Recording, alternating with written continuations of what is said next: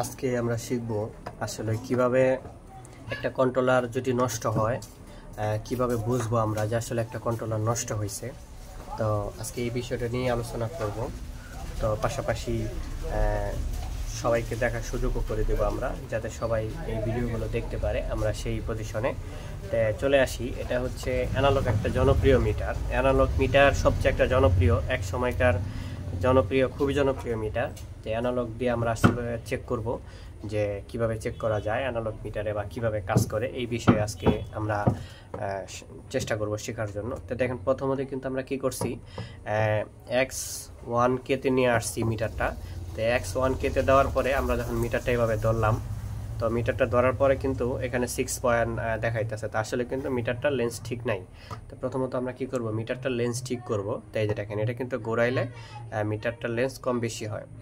তো এখন যেহেতু 0 আছে, তো যে কোনো পার্টস যখন আমরা মাপবো, তখন যদি পার্টসটা এই 0 পর্যন্ত আসে, তো সেক্ষেত্রে আমরা এটাকে খারাপ হিসাবে ধরে নিব। তবে সেটা পার্টসের মাপ বুঝতে হবে, যে কোন পার্টসটা কতটুকু মাপ দেখাবে সেটা কিন্তু বুঝতে হবে। তো আমরা যদি মিটারে যদি লেন্স খারাপ থাকে, তো সেক্ষেত্রে কিন্তু এখানে থেকেও আমরা মাপতে পারি, এখান থেকে আমরা 0 ধরে নিতে পারি। তো সেটা পরে যেহেতু মিটার ভালো আছে, তো আমরা 0 করে নিলাম। তো 0 করে এই যে দেখতে পারতেছেন, অনেক সময় কিন্তু মিটারের মাপ কিন্তু আপ ডাউন হবে অটোমেটিক। তো আমরা চেষ্টা করব তখন আবার 0 করে নেওয়ার জন্য। তো ঠিক আছে, বেশি কথা না বাড়াই, আমরা এইভাবে এখন চেক দিব। যে প্রথমত চেক দেওয়ার আগে কন্ট্রোলারটা এভাবে আমরা ফায়ারিং করে দেখে নিব যে আসলে কন্ট্রোলারটা কি অবস্থা, ফায়ারিংয়ে কোনো ভোল্টেজ ক্যাপাসিটারে কি নিয়ে রাখছে কিনা।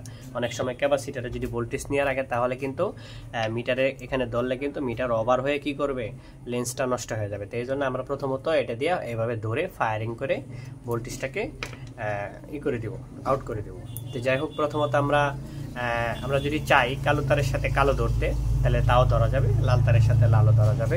তো আমরা এইভাবে কি করব, এখন এটাকে ধরে আমরা প্রথমত চেক দিব। এখানে চেক দিব হচ্ছে এই যে দেখেন, এখানে ধরলাম, এটা মাপ দেখাচ্ছে 0 পয়েন্ট দেখাচ্ছে না, আস্তে আস্তে কিন্তু মাপ কমতেছে। এটা আস্তে আস্তে যাওয়ার কারণ হলো যে ক্যাপাসিটারে কিন্তু অনেক সময় ভোল্টেজ থাকে, ক্যাপাসিটারে ভোল্টেজ থাকলে কিন্তু মাপটা আস্তে আস্তে ক্যাপাসিটারের ভোল্টেজটা খেয়ে ফেলে। আচ্ছা, তো এটা কিন্তু দেখাচ্ছে মাপ 0 পয়েন্ট নাই, তার মানে এটা ঠিক আছে, আমি ধরতেই পারি এটা ঠিক আছে। তো এটা দেখি এখন, এটা কিন্তু কি দেখাচ্ছে 2 পয়েন্ট, তার মানে এটা ভালো আছে। তারপরে এটা কি দেখাচ্ছে, এটাও 2 পয়েন্ট, তার মানে এটা ভালো আছে। তা আমরা যদি আবারও এখানে যদি ধরি, কালোটাতে ধরি, অপর আরেকটা যেটা, এটাতে কি দেখাচ্ছে 2 পয়েন্ট দেখাচ্ছে। তারপরে এটাতে কি দেখাচ্ছে, এটাতেও 2 পয়েন্ট দেখাচ্ছে। তারপরে এটাতে কি দেখাচ্ছে, এটাতে দেখাচ্ছে 0 পয়েন্ট। তো আমি কিন্তু আসলে এটা মাপটা বোঝানোর জন্য আমি একটা নষ্ট কন্ট্রোলার নিছি, যাতে মাপটা সহজে বুঝাইতে পারি।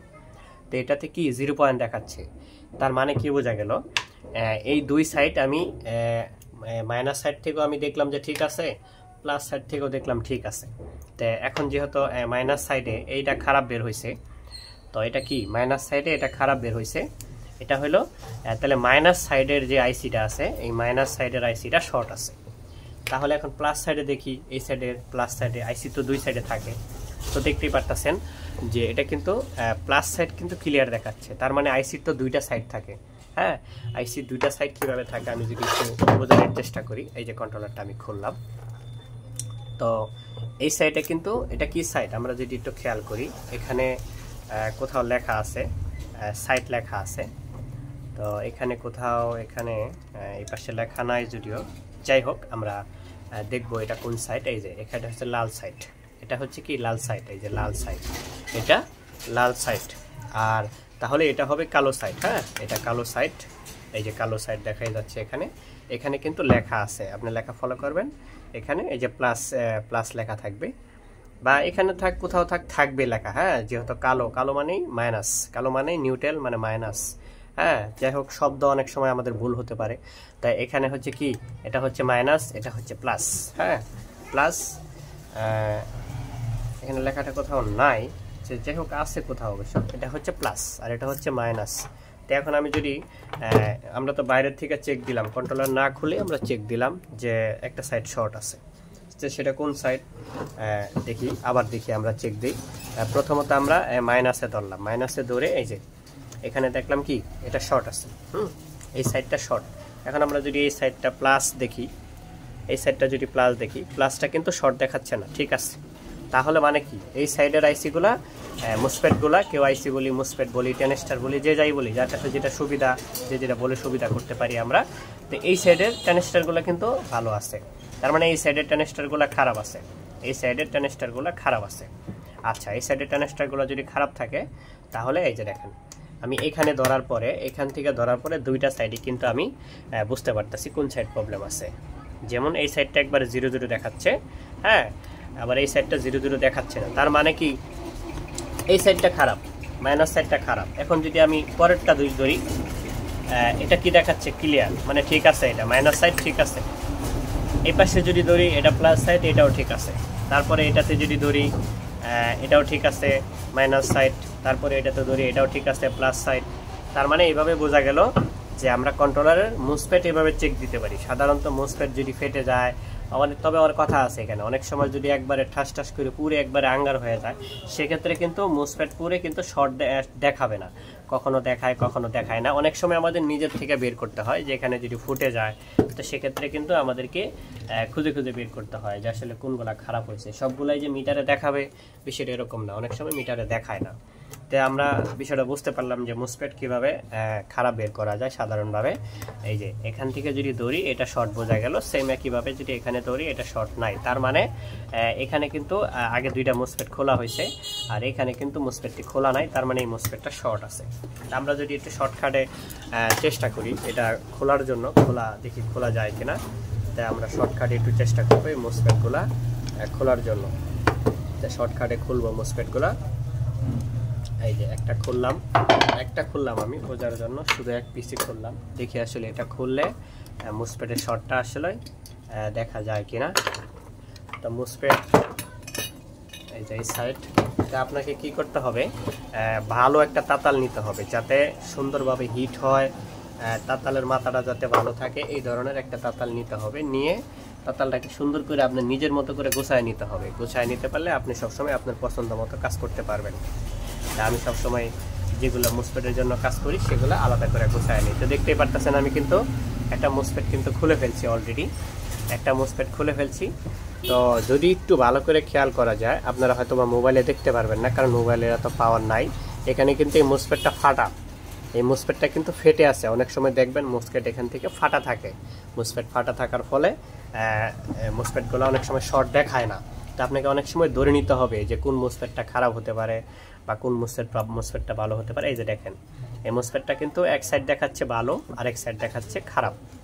তো যেহেতু এটা খারাপ দেখাচ্ছে তাহলে আমরা মুসফেটটা রাখলাম। অবশ্যই তাতাল কিন্তু ভালো মানের হিট হইতে হবে। তো এখনও কিন্তু এই সাইডটা শর্ট দেখাচ্ছে, তো এখনও যেহেতু এই সাইডটা শর্ট দেখাচ্ছে, প্রথমত আমরা সবগুলো একসাথে খুলবো না, একটা একটা করে খুলবো। কারণ একটা একটা করে যদি খুলি তাহলে সেক্ষেত্রে কিন্তু অনেক সময় দেখা যায় যে মুসফেট ভালো থাকে। তবে যদি কোনো সিরিয়ালে দেখা যায় মুসফেট এরকম ফেটে যায় তাহলে কি করতে হবে, ওই সাইডের সম্পূর্ণ মুসফেটগুলাই ফেলে দেওয়াটা সবচেয়ে নিরাপদ হবে। কারণ অনেক সময় মুসফেট হালকা পাতলা শর্ট থাকলে আপনাকে সময় নষ্ট করবে, বিরক্ত করবে। তো সেই জন্য আপনি কি করবেন, সবগুলো মুসফেট একসাথে খুলে ফেলার চেষ্টা করবেন। আমি যেহেতু শুধু বোঝানোর জন্য বলতেছি, আপনারা এইভাবে যদি মনে করেন যে এই ভিডিওগুলো ভালো কাজ করবেন তো করতে পারেন, সমস্যা নাই। আচ্ছা, আমি পরের মুসফেটটাও মোটামুটি খুলে ফেলছি। অবশ্যই তাতাল কিন্তু ভালো মানের হিট হইতে হবে। এটাও কিন্তু ফেটে আছে, একবারে মানে ফেটে এবার দুই ভাগ হয়ে আছে। তো যাই হোক, আমি কিন্তু আবারও চেক দিব যে আসলে এই সাইডটা খারাপ হয়েছে কিনা। তো এই সাইডটা কিন্তু এখনও শর্ট দেখাচ্ছে। তারপরে যদি আমি মুসফেটটা যদি আরেকটু চেক দিই, মুসফেটটা কি অবস্থা, মুসফেটটাও কিন্তু এখানে শর্ট দেখাচ্ছে। তো যাই হোক, দুইটা মুসফেট কিন্তু অলরেডি আমি খুলে ফেলছি। তো বাকিটাও আমি খুলে ফেলবো।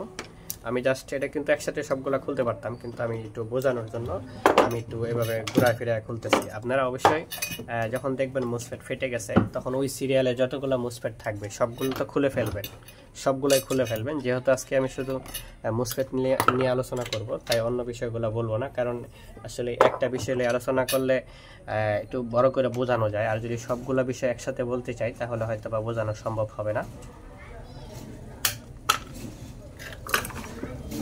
তো যাই হোক, আমি কিন্তু পরেরটাও খুলে ফেলছি। এই আইসিটা কিন্তু একবারেই ফাটে নাই।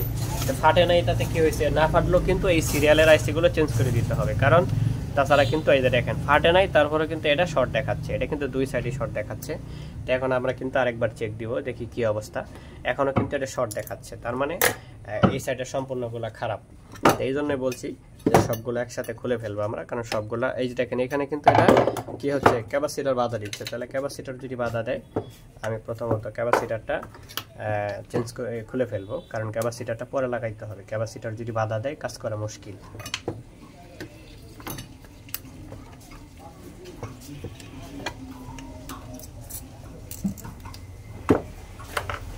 আচ্ছা, এখন আমি ক্যাপাসিটার খুলে ফেললাম। এটা অবশ্য ফেলে দিব না, কারণ ক্যাপাসিটারে তো কোনো দোষ নাই।